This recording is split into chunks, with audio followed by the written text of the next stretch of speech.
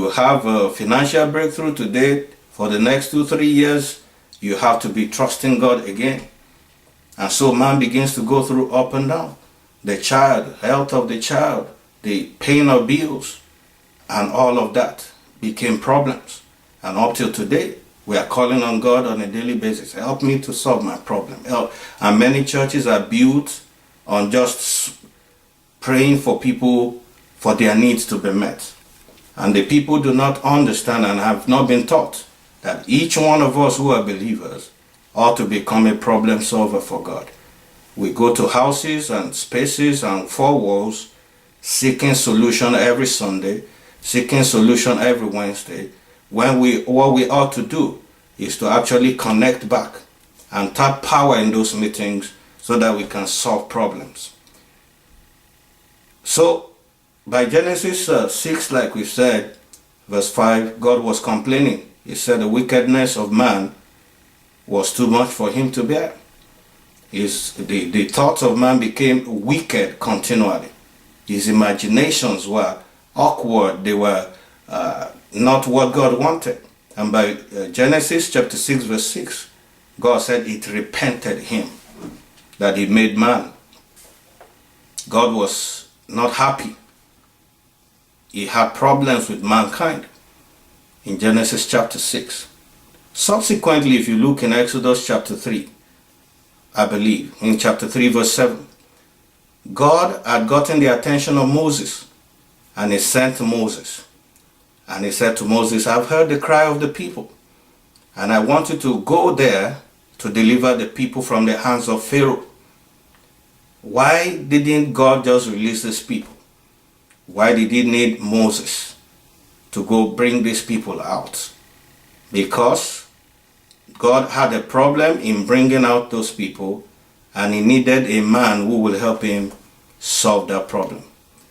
Man was put on the surface of the earth to help God solve problems. God has given man all the authority to take charge of this earth, to dominate the forces of darkness, to dominate the enemy, and to keep the enemy at bay. And so when the enemy crosses the line and takes over the things of God, God is still going to need a man like Moses to say, help me go take them back. I will be with you in the realm of the spirit. I'll be with you spiritually. But physically, you have to do the work for me. So that happened to Moses. And you will see it in other accounts of other servants of God, Elijah, Elisha, and so on. But one scripture that I love so much and I'm passionate about is Isaiah chapter 59. From verse 1, you see God again through one of his prophets, Isaiah, complaining about situations on earth. By the way, all the prophets in the scriptures were helping God to tell the people his complaints. Jeremiah, Ezekiel, Isaiah, Jonah, Joel, Habakkuk, yes, Malachi, all the prophets, they were always the mouthpiece of God, of complaints of how God did not like what was going on earth. So I'm repeating again that God has problems that he wants to resolve. So back to Moses, God needed him to help him solve the problem. And back to Isaiah 59. So there was a listing and complaints of God, how wickedness was prevailing, how there was lack of justice in mankind's situation, how truthful people were becoming victims, how those who stood for justice were being made prey of. They were being ostracized. They were being, what's the word now? They were being ostracized. They are the ones that were facing the other side of, they were being jailed and all of that. So God complained from verse 1, Isaiah 59 from verse 1 to 15. But by verse 16, he said something that is awesome to me. That scripture says, and God looked all over the earth, and he saw no man. He could find no intercessor. Now that word intercessor, some of us have taken it only to be in prayers. Yes, prayer, there's nothing any believer or a servant of God can do without prayer. So all of us should pray. But the word intercessor means especially a stand between. It means one standing between God and man. It's not only in prayers. It's also in solving God's problems. Because if you look from verse 1 to 15, he had listed all kind of problems. And he wasn't looking for a man who would only pray about it, but someone who will help him to get the job done. So I'm saying that to show us from the scriptures that God needed an intercessor.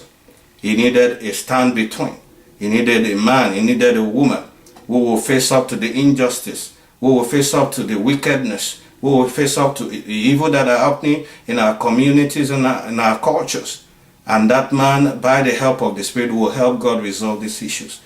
Problem of orphans, problems of transportation, problems in our movie industries, the perversions, let me just put it out, perversions. God is looking for people who will help him solve these problems.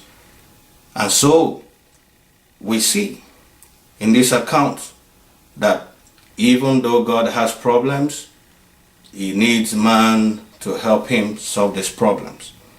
And ultimately, Jesus Christ came.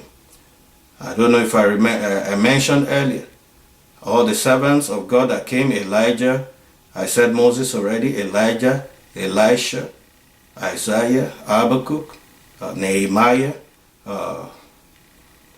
John the Baptist, Peter, Paul, all the people that God used in the Bible, they were being used of God to solve problems.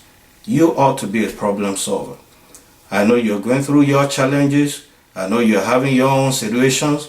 And I want you to know, yes, we will always face one thing or the other.